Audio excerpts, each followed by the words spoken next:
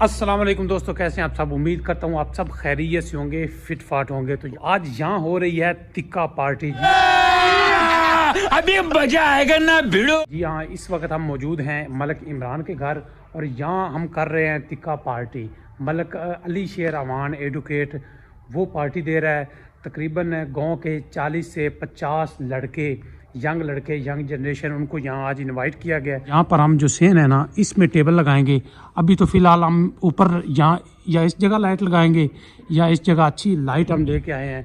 सबसे पहले वो देख रहे हैं मलक इमरान लाइट लगाना है। भाई ध्यान से, अभी सोफ़े वगैरह आ रहे हैं तो वो सेन में रखेंगे, सेन में लगाएंगे। ये सामने इस जगह पे हमारे टिक्के तैयार होंगे रात को। अभी यहाँ से फ्री होके हम चलेंगे, तैयारी शारी करेंगे, तैयार होके फिर आएंगे। तब तक के लिए देखते हैं कि कौन सी हमें यहाँ ज़रूरत है, क्या करना है।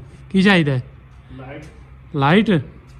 ये लाइट हम लेके आए हैं 50 वाट की। ये ऊपर लगाएंगे, इस जगह पे लगाएंगे ऊपर। सामने से ये रोशनी आएगी ना, हर चीज़ कवर कर लेगी। भाई जी ये तो सही कर रहे हो। आज टाइम पीस में भी सेल पाना जे ओके चेक कर लवांगे। ये वाला बटन है। एक मिनट। ओए शहजादा चल गया। 20 minutes later। सोफों का भी सामान आ चुका है। टेबल हमने लगाना शुरू कर दिए। ले आओ जनाब, ले आओ। टेबल भी आ गए हैं। सोफे इधर नीचे रख दिए हैं हमने। अभी लाइट लगाने लगे हैं। ये लाइट पड़ी है। हाँ जी मलक रिजवान है। किन्ने रह गए? आखिरी रह गए। इन्हें तो चढ़ाओ कपड़ा छपड़ा थोड़ी, बस ठीक है, ठीक है, बेहतरीन हो गए। हाँ मलक रिजवान है। ध्यान नाल, महीने बाद तेरी शादी भी है।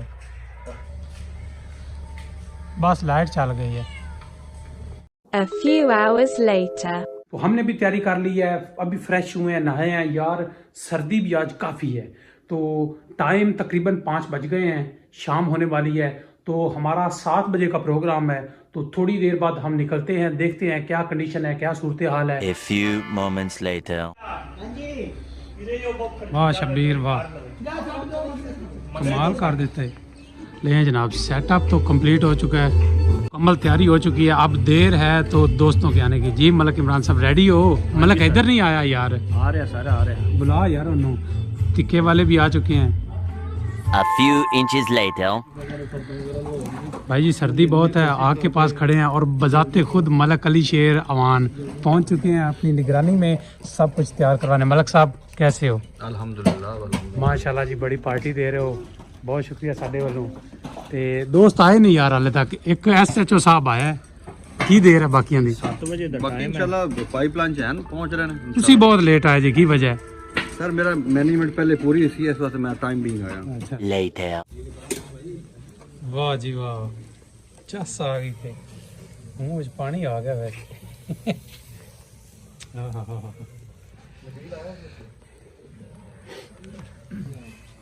मलक साहब चेक करो जरा तुसी। स्टैंड भी बनाओ।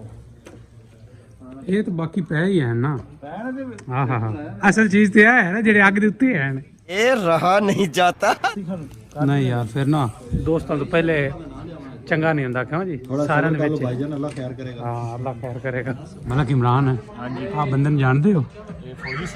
फौजी साहब ने अपन वर्की तक जलील किया है। बिल्कुल जी, अपन अच्छा बिस्तरा, अच्छी रैश। अच्छी रैंज दिती है। हाँ बस लाइट ना मोबाइल दी हुंदी तो खूह में जा पैना है।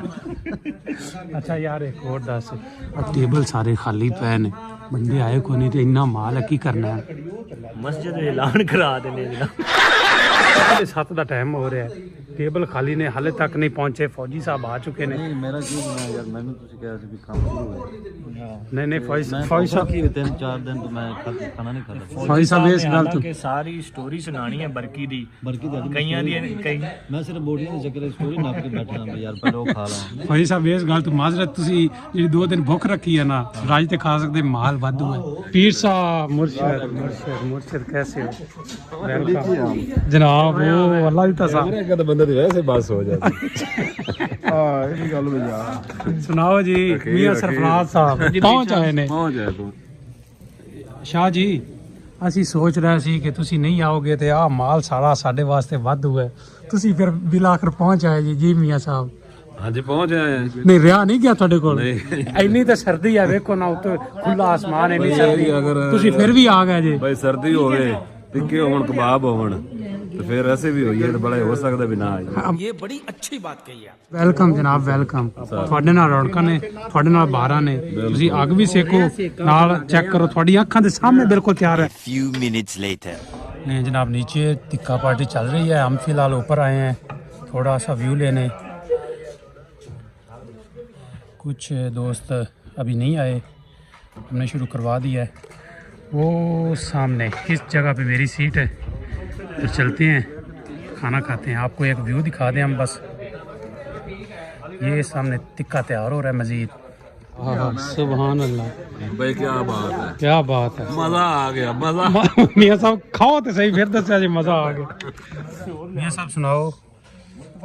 ਬਈ ਟਿੱਕੇ ਇੰਜ ਲੱਗ ਰਹੇ ਜਿਵੇਂ ਮਲਾਈ ਬੋਟੀ। हाय ਕਬਾਬਾਂ ਦੇ ਬਾਰੇ ਬਾਅਦ ਵਿੱਚ ਦੱਸਾਂਗੇ ਜਦੋਂ ਖਾਵਾਂਗੇ। ਅਸੀਂ ਜਨਾਬ ਬਿਸਮਿਲ੍ਲਾ ਕਬਾਬ ਤੋਂ ਕਰਨੇ ਆ, ਹੋਰ ਦੱਸੋ। ਡਾਇਰੈਕਟ ਸੀ ਖਾਵਣ ਦਿਓ, ਡਾਇਰੈਕਟ ਜਿੱਥੇ मज़ेदार। नहीं जनाब, कबाब बेहतरीन है, ਵਾਹ, मज़ा आ गया। करो करो बिस्मिल्लाह करो, खाओ खाओ। ਹਾਏ ਕੀ माई साहब, आह माई साहब तुझे तंज खा रहे जिवें 4 दिनों ਦੇ ਭੁੱਖੇ ਜੇ। गजब बेइज्जती है। बिस्मिल्लाह करो, ਤੁਸੀਂ ਸਾਡੇ ਪੁਰਾਣੇ ਪਾਰਟਨਰ ਜੇ।